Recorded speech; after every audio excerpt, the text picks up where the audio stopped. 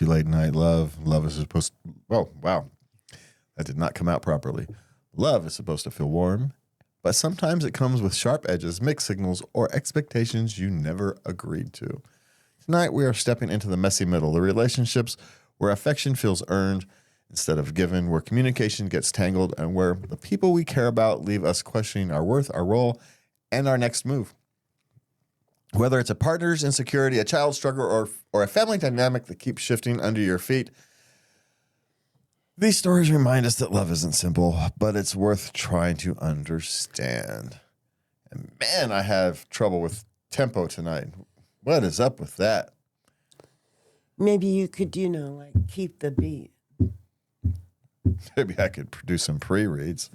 Might help, I suppose. It's not like I didn't have time tonight. Normally that's what happens. I didn't have time, but I don't have time. But tonight I actually did have time to do some pre-reads, but I spent it doing other stuff. So, yeah, that other stuff actually happened to be watching a baseball game from 1986. But yeah, well, you know how it gets. It happens. And in related news, what's this first question? Okay. You ready? Sure.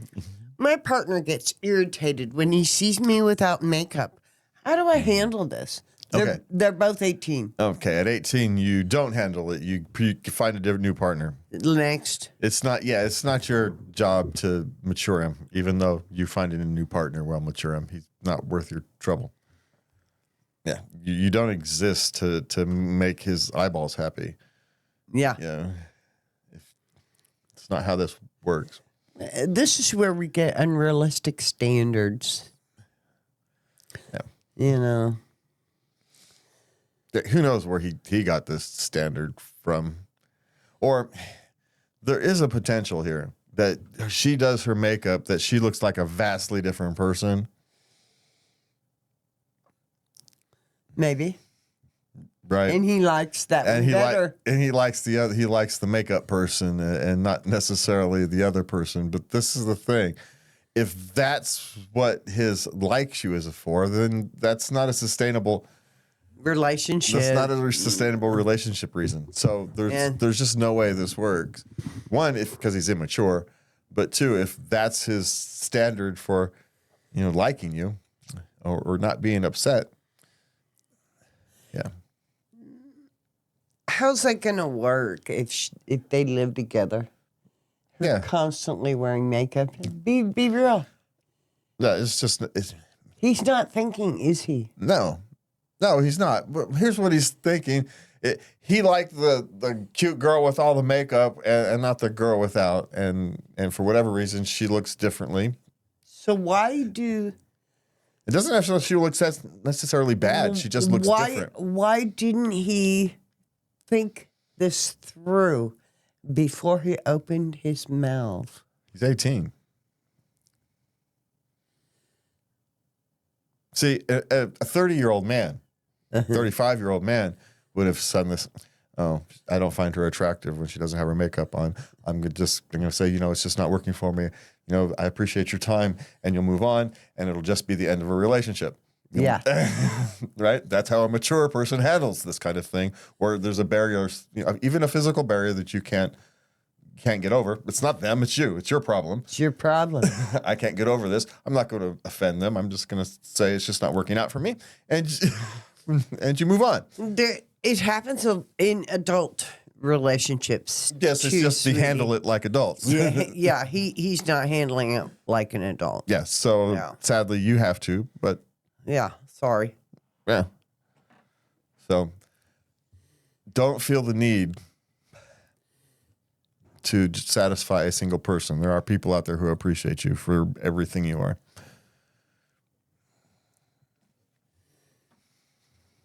So you don't have to hide yourself behind makeup. You just have to go out and be yourself, and there will be plenty of people out there who love you for that. So you don't need to change yourself for somebody to love you. No. Well, unless, all things being equal, there are some people there who are awfully difficult to love. But as a general rule of thumb, this 18-year-old, he needs to mature, right? But as he matures, he'll become lovable for somebody. Just not this young lady. Yeah. Yeah. Okay. And this will be part of his growing experience, his maturing experience. All right. Okay. I don't think my son will graduate. He keeps skipping classes. It's his senior year. Spring is here.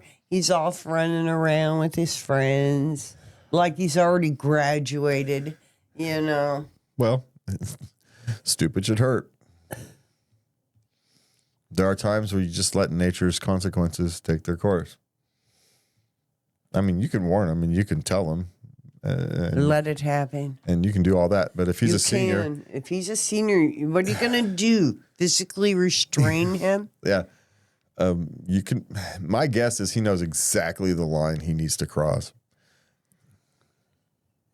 To just graduate. Yeah. He knows exactly what he's got to do. So, and it also depends where you're at and whatnot, because you could get away with this. When I was a kid, you could get away with this a hell of a lot easier than you can now. So, because teachers didn't care if you were in class or not. Could you pass the tests? And did you do enough homework to pass? You passed. That's all that mattered. They didn't really care how many days you showed up or didn't, for the most part. There was always a couple. If you had them on second period, you were in trouble. It's because you had to get up and be at a whole damn year, second period. Oh, no. Yeah. You had to be like the rest of us. No, I didn't go to first period. What, are you crazy? The rest of y'all went to first period. I strolled into second. I didn't go to first period on occasion, Mondays and Fridays. Mondays to see what they were studying, and Fridays to take the test. Half asleep. And you would ace it. Yeah. Sometimes I'd give an answer just to be a butthead. I wouldn't give the answer that the book said. I'd give it more complicated. Yeah. My teacher knew that I didn't need to be in that class. And after a certain period of time in the semester, right, I could stop showing up and taking the test because I had enough points accumulated where I could just ace the final and be done and pass the class. And as soon as I hit that mark, I wasn't showing up.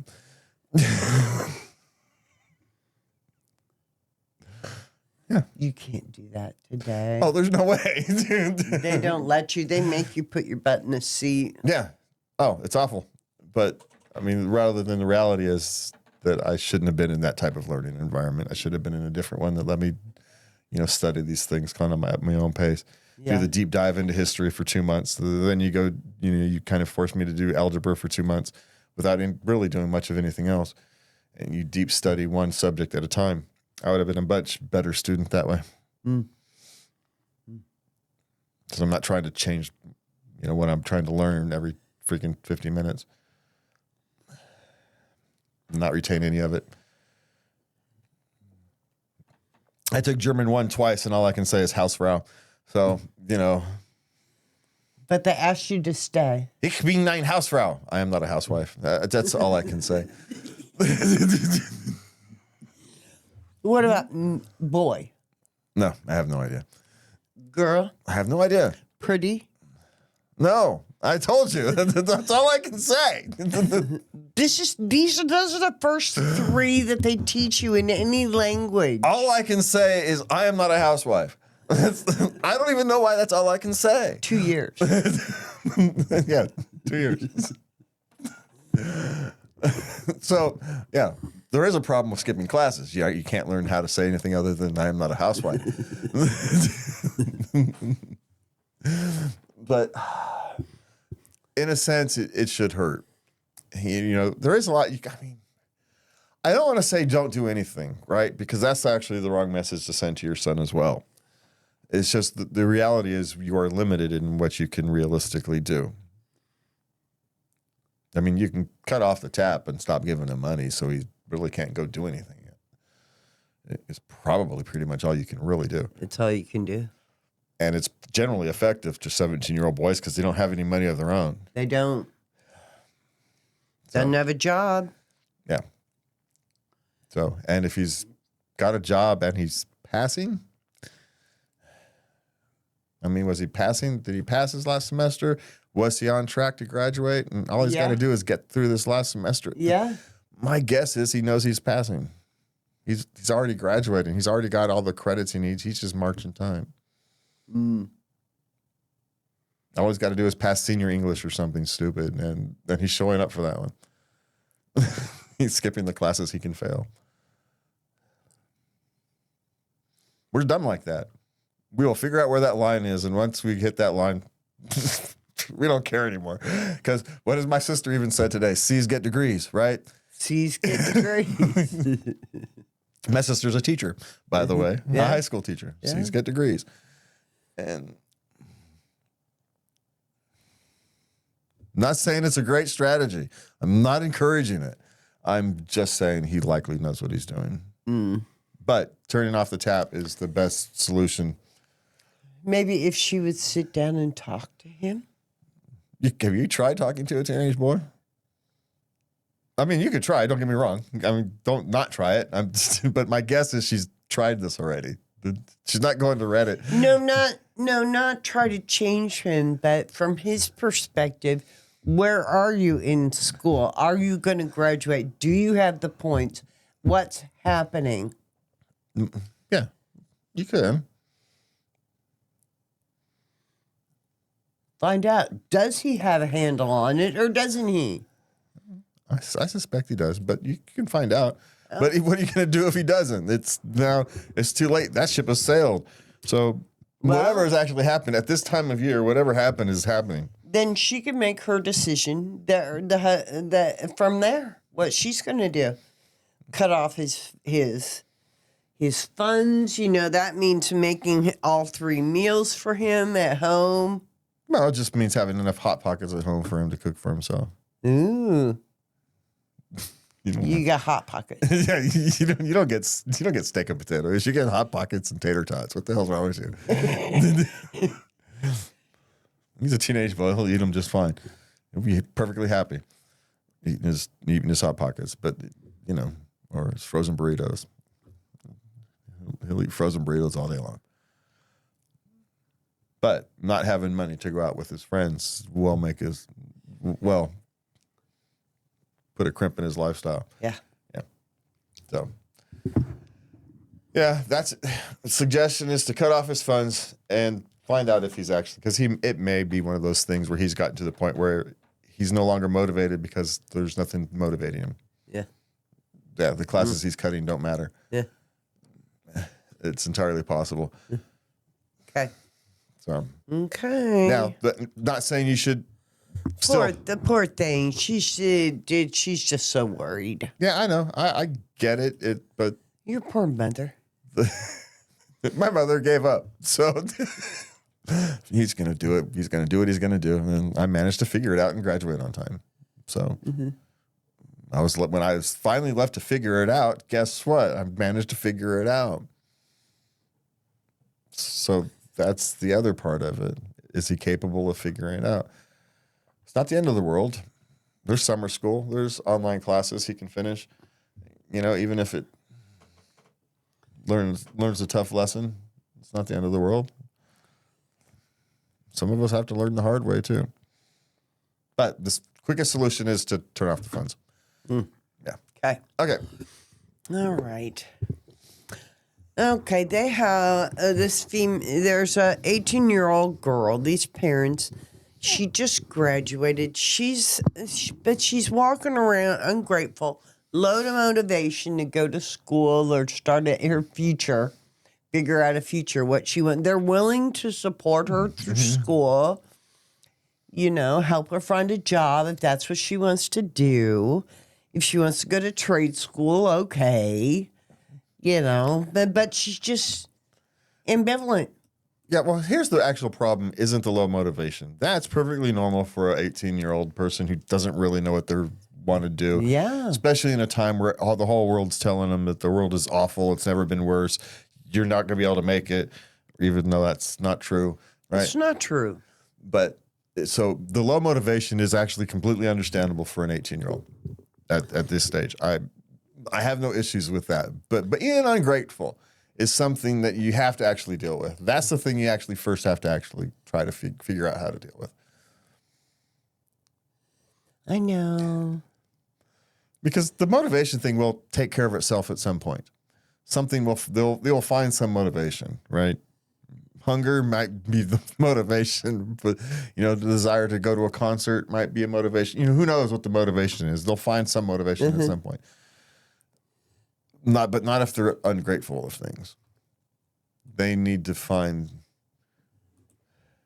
a way to.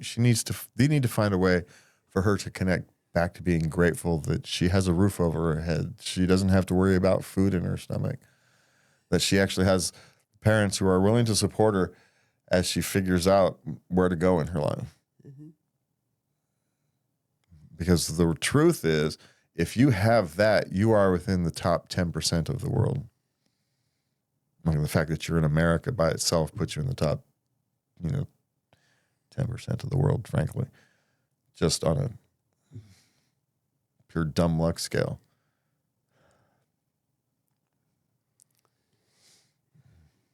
You are, just being in America, you get to be,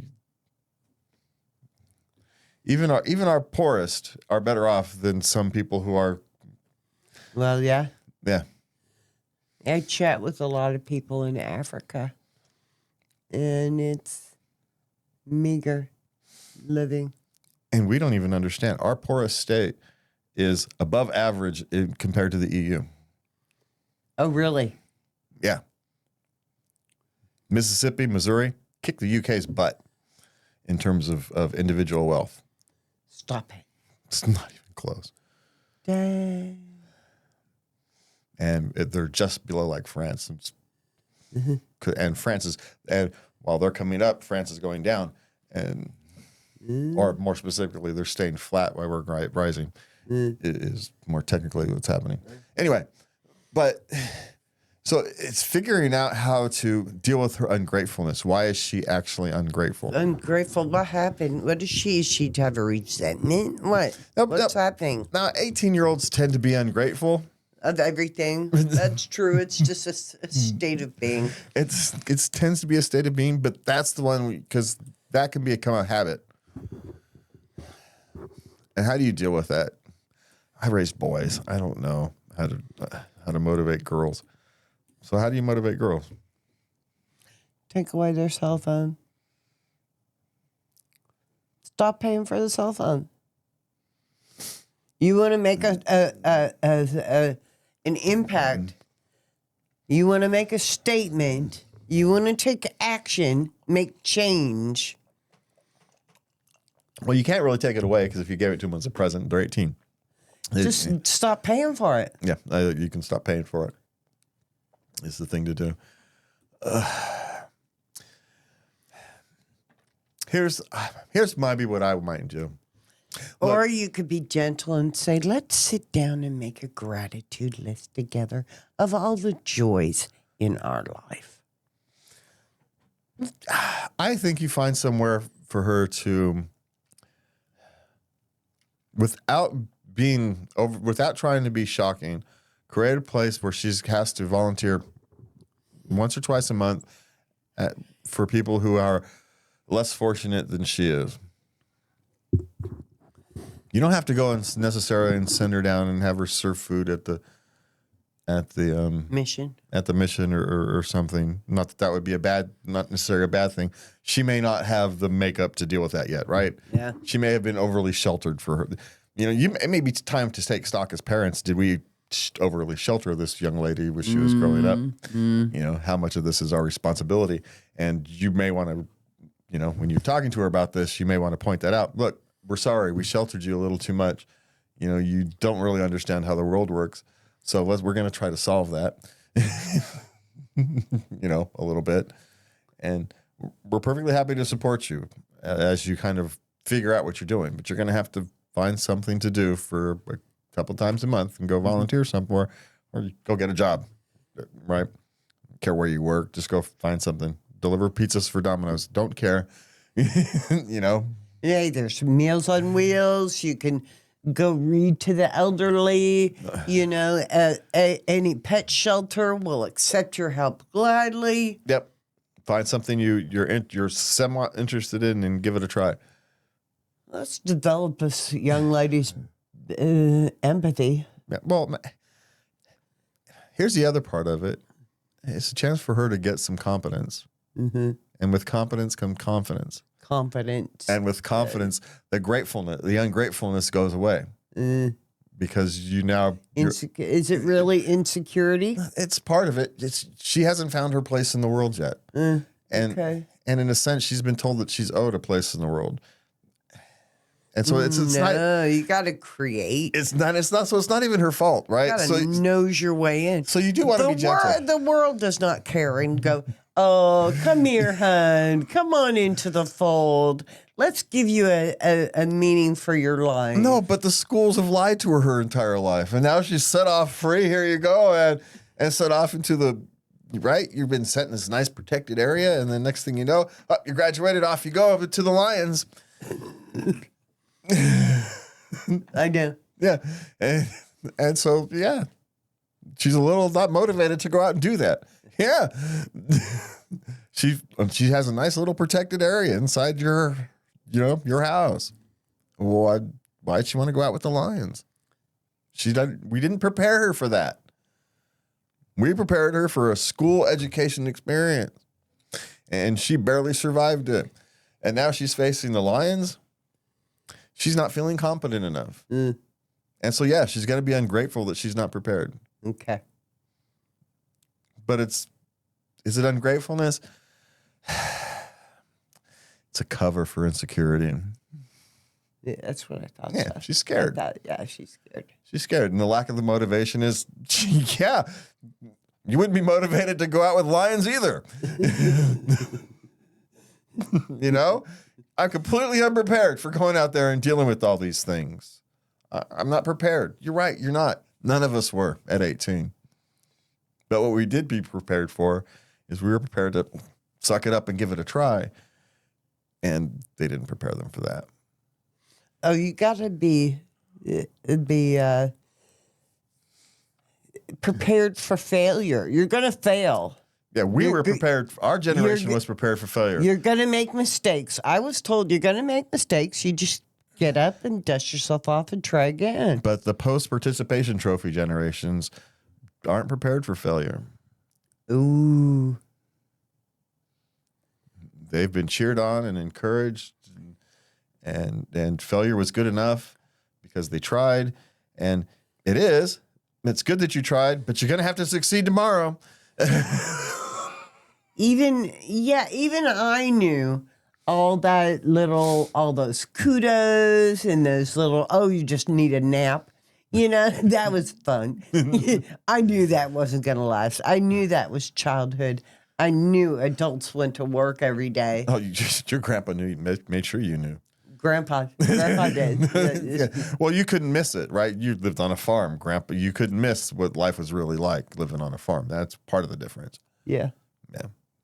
It's just life is real when you're on a farm in the 70s, right? Yeah. There's nothing realer than life in a farm, pre-1980s, where it became, corporate and machinized and just saying. It was a family farm. Yeah. Yeah. That was the norm at pre-1980s. Yeah. So anyway,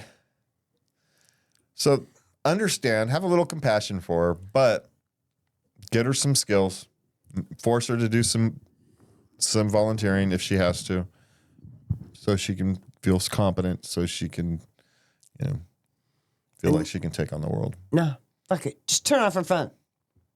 Or you could do that. Or you could do that. You can do that. But if she goes, now how about this?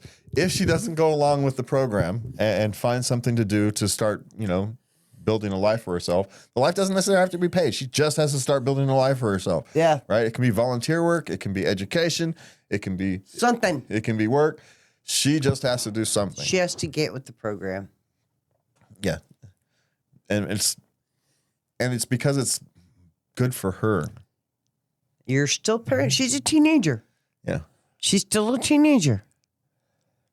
I mean, just because she turns 18 doesn't. I got news. You never stop parenting. I have kids in their 40s. I'm still parenting. Yeah, it's just vastly different. It just changes how you do it. Oh, totally. It changes, but it's just as heart rendering. God. But the ungratefulness is going to be what's going to have to break, but because that's only going to come with confidence. Oh yeah, that will end definitely. Let's see. 24, 25, I started becoming smarter. That's when it started. They started to ask me for Only if you, yeah, but advice. Only if they start to become competent in something do you know that you're not competent in other things. Well, yeah. Yeah. So once they start having, experiences where they feel confident in things, yeah, Oh, something occurred to get her me. experience. But I turned 17. I graduated a we are year rambling early. tonight. Yeah. We're what? I just say it's an hour in already. Oh wow. And let's see. I graduated a year early. I was working at the Dairy Queen. I knew that's not enough money to sustain me. I knew that much. And I had no idea what was I going to do. And the options at first seemed endless. Because, everybody always told you, you can be whatever you want to be in this life, So you think when you're 18, you're going to be able to step out the door and you're just, poof, there's a life. I'm going to be astronaut. I'm just going to manifest itself. No, that takes a lot of planning and preparation. And you can. That starts when you're like 13. Yeah, you can try to be anything you want to be. There's no guarantee that you get to be anything you want to be. You get to try to be anything you want to be. Yeah.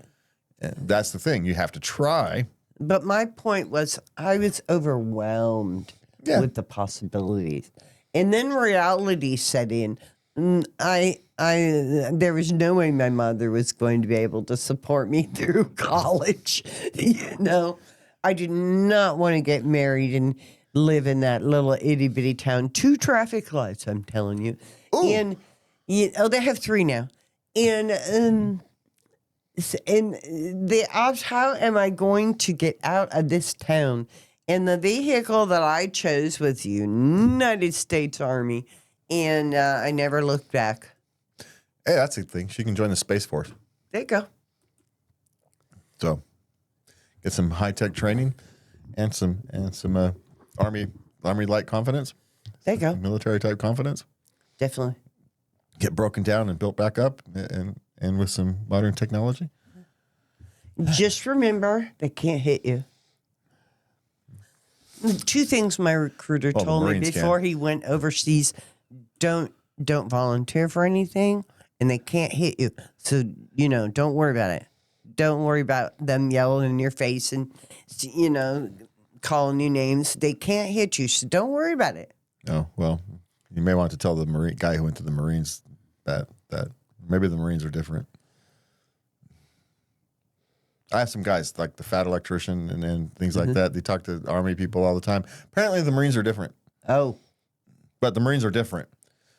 Okay. Right. Right. Well, the Marines first. I don't know. I was never in the Marines. The Marines are a different breed. Marines are first in, last out. Right. Those are they don't mess around. The Marines are. Yeah.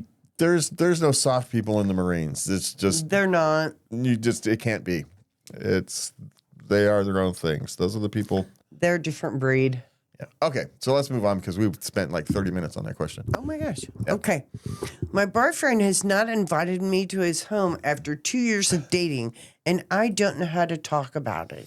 It's because he's got a mattress on the floor, lawn furniture, and the TV still is on top of the box as his furniture. He's got pizza boxes and soda bottles everywhere.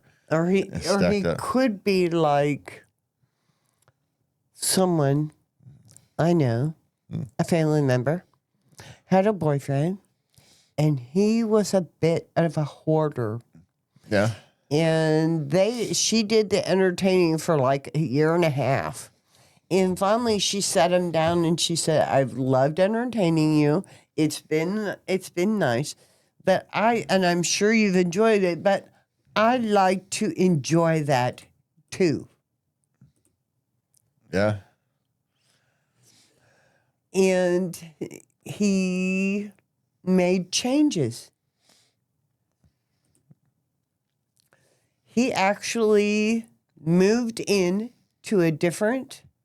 That's how bad it was. He had That's to how move. he had to move He had to move so he and could get a dumpster, because he had to just completely start over. and he had to completely start over.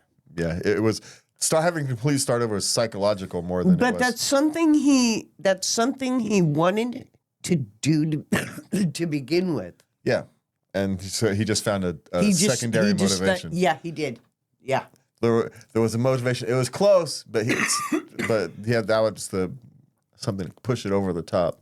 Yeah. Yeah, sometimes you need that extra push. You need that extra push.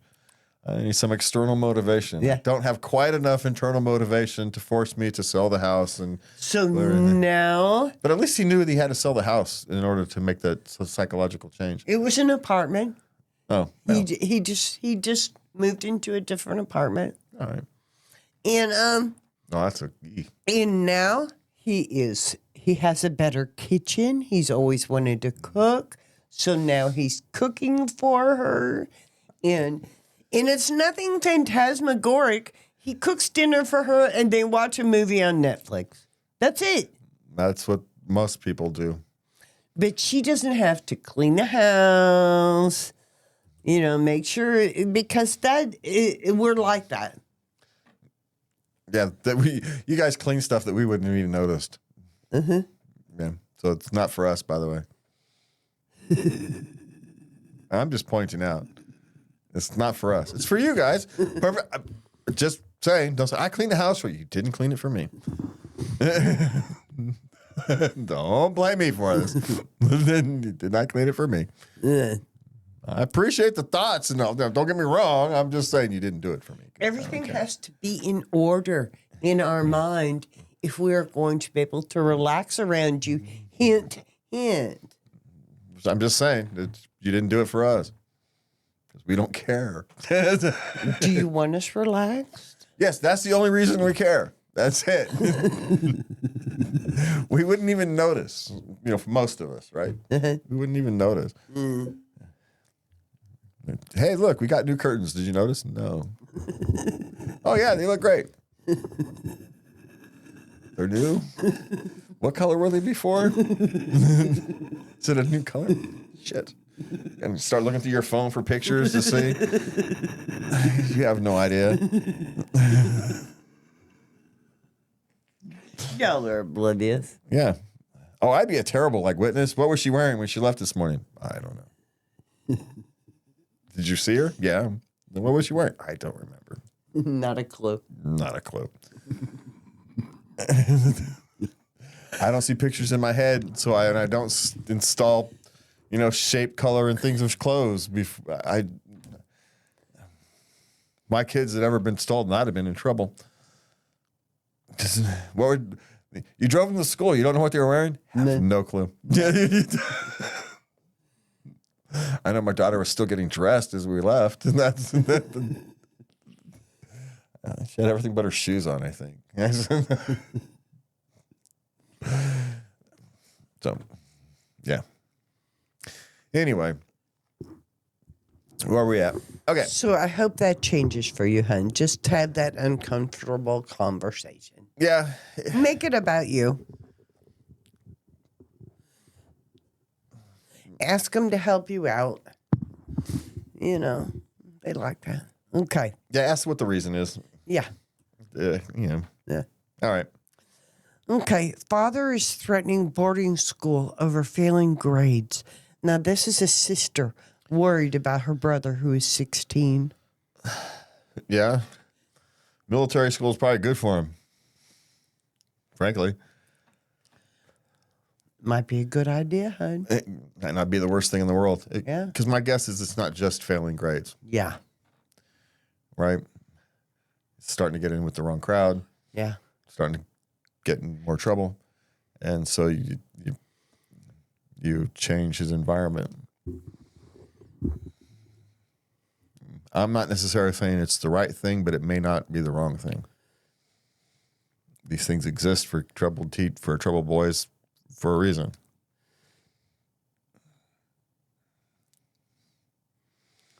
You used to ship them off to your uncle, your brother. Let your brother handle it. Yeah, if you were on a farm, you send them off to somebody in the city. If you were in the city, you send them off to some uncle who to work on the farm, right? It didn't matter. Whatever their environment was, you changed it. Yeah. That's just kind of what you did. And so whatever his environment is, you can change it. This is a effort of last resort, right? It is. And so I know you're worried about your brother, but you should probably be worried about your brother not going to military school as much as you are about him going to military school. I know you miss him. You would. But you could write him and you could be a big support to him. Yeah. And I think, you may have to just trust your parents, that they have his best interest at heart. So, yeah, dads don't send kids off to military school for no reason, generally speaking. That's just, I don't know what else to do with this thing. Dads don't surrender easily. So, and sending your child off to military school is essentially I can't deal with them, so let the military do it. But this is beyond my skill set. He, for whatever reason, he needs to be broken down and built back up again, just like you do in the military. Yeah. He's 16. He can handle it. He will. He'll be all right. He will. He'll be fine. So it'll make him. Now, as long as it's not just failing grades. If it's just failing grades, then you're right. That's over the top. It is. But I have a suspicion it's more than just failing grades. So he's starting to get into trouble, and they're trying to keep him out of jail. Yeah. It's what they're doing. Is what they're doing. Yeah. Yeah. There may actually be things going on that you don't know about, hon. Yeah. Yeah. Okay. Or that she's not saying here. Yeah. Okay. Okay. Anyone's child taking Latin in high school? My kids didn't take Latin. I mean, I could understand in private school where they would do that. I mean, do you have to take it in college? I didn't. Well, it depends. If you're at a top-end school, then yes, you're going to have some children taking Latin. Yeah. It's just it's because it forces you to think differently. Is the actual reason you take Latin, because now you know the root of a lot of words. Yeah. And because you know the root, you know the history of it, you are forced to think differently. And changes how you speak. Yeah. Well, you learn things like police and politics. And they all have the same root word. Root Latin. So there. Policy, politic, police. Yeah, they all have the same Latin word. Polic. It's all the same Latin root. We're all the same thing. Did you take Latin? No. Okay. God no. Barely pass English. What are you talking about? Latin? I took 2 years of German. And you got one sentence out of it. I got one sentence out of it. Hey, in my defense, James May took German and only has one sentence out of it. Something about water being wet. Of course your hands are wet. They're underwater or something, under the waterfall or something like that. It's some goofy sentence. Just as goofy as I'm not a housewife. I'm not a housewife, right? It's just as goofy. I mean, like housefrau. I am not a housewife. I have no idea why I remember that. Okay, what's next? Okay, other parent angry at sleepover wrestling. Okay, now check this out. Yes. Okay, she's got 3 boys, various stages. Sure. And they're all into the WWE. Okay. They're into the wrestling. Yeah. So she gave up, allowing them to wrestle in the living room and break stuff. She got tired of it, So she she bought a bunch of mats, and in a portion of the garage, she just laid down these mats and said, go out there and do it.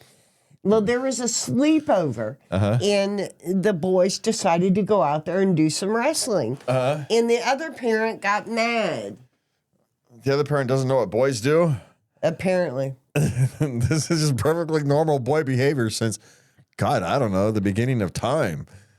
This is just what boys have done since the beginning of boys, frankly. In fact, kittens do it. Kittens wrestle their siblings all the time. Mm-hmm. It's a perfectly natural thing to do. So, got one of these parents who think their kids need to live the world in a bubble. And so, I don't know. Here's the thing. How much you want to bet that child and the parent have vastly different feelings on this issue? Oh, yeah. That kid had the time of his life. Yeah. Was a little sore, a little bruised. He didn't care. He's a kid. He'll be fine tomorrow, or in a couple of days. He's a teenager.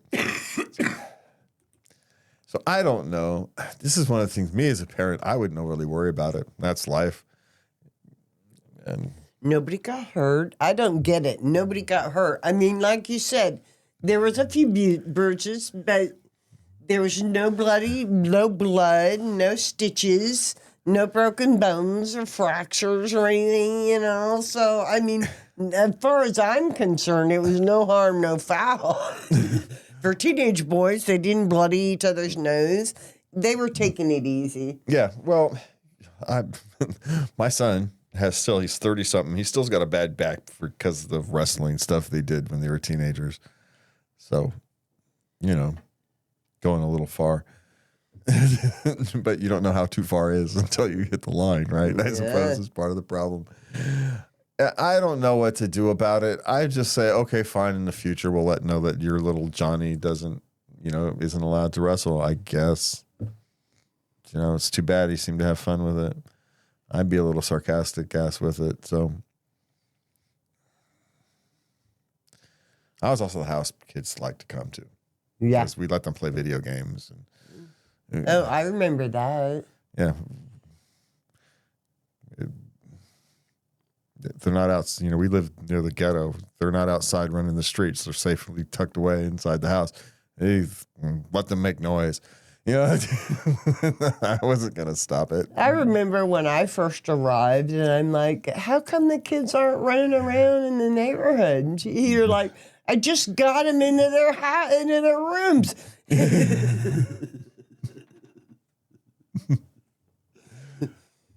You don't want them running around. And they're in their room, writing fan fiction for Justin Bieber, and stuff like that. They're doing all their stuff. Yeah.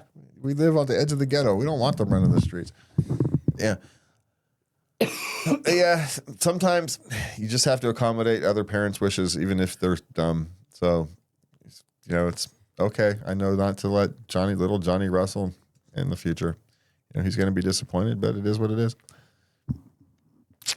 So, no, I might let him do it anyway and let the parents be the ones to tell him, no, you can't go over there. But that's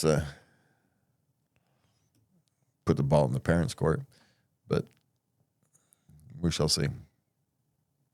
You have to decide for yourself how much you do or don't want to push back. Yeah. Okay. Love isn't always soft. Sometimes it's uncomfortable, confusing, or downright exhausting. But every moment of honesty, even the hard ones, is a step towards deeper connection. You are doing the best you can with the heart you have. And before we go, we want to remind you can find us at latenightLove.us. You can send us your questions, comments, suggestions to love@latenightLove.us. Hit the like, subscribe, comment, share, blah, blah, blah buttons and all that good fun stuff. Have a good night. Oops. And please remember to love everybody. Good night.